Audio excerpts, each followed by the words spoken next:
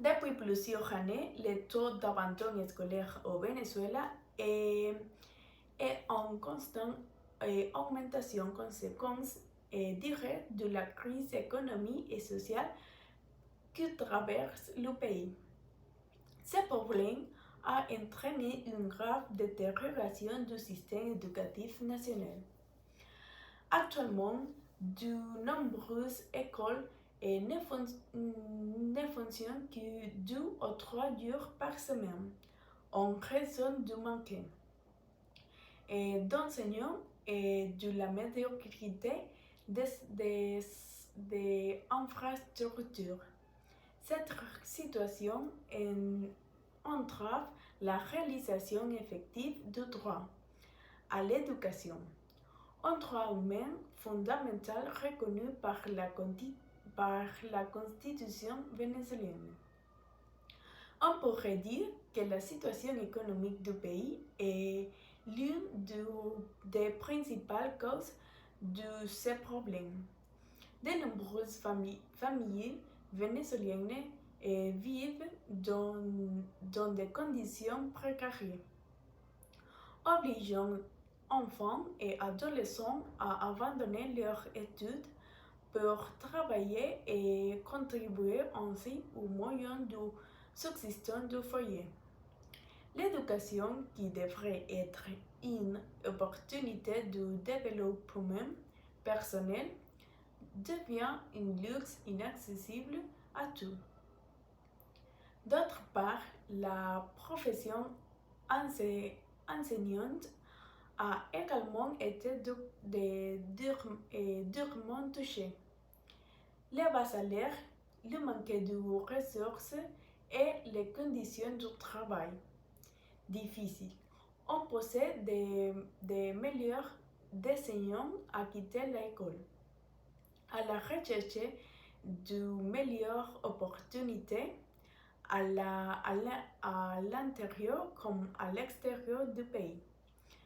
Sans enseignant, il est impossible de garantir une éducation de qualité. Cela crée un cercle vicieux. Moins d'enseignants signifie moins de classes, et moins de classes augmentant les taux d'abandon scolaire. À cela s'ajoutent d'autres facteurs, tels que le manque de transport, la pénurie de fournitures scolaires, l'insécurité et l'absence de programmes de restauration scolaire. De nombreux enfants et jeunes allaient à l'école non seulement pour apprendre, mais aussi pour recevoir leur seul repas complète de la journée.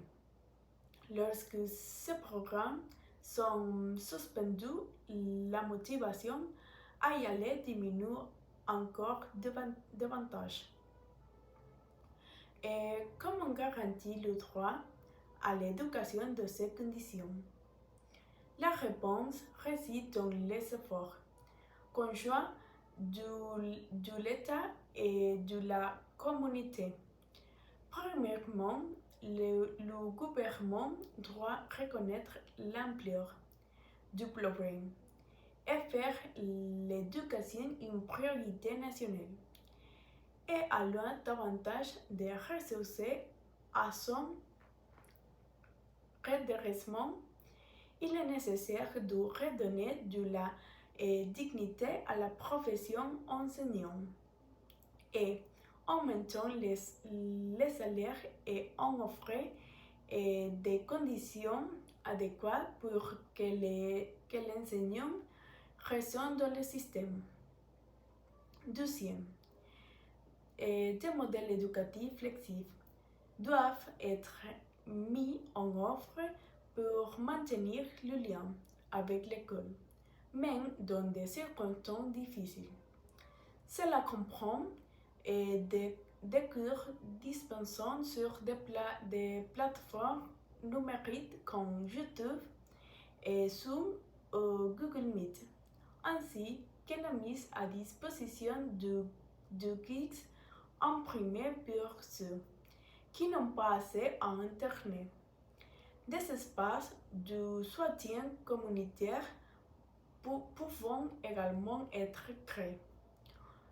Voisins et bénévoles collaborent à l'apprentissage des enfants. Garantir les droits à l'éducation au Venezuela exige engagement, sensibilité et action communautaire. Il ne suffit pas d'ouvrir des écoles.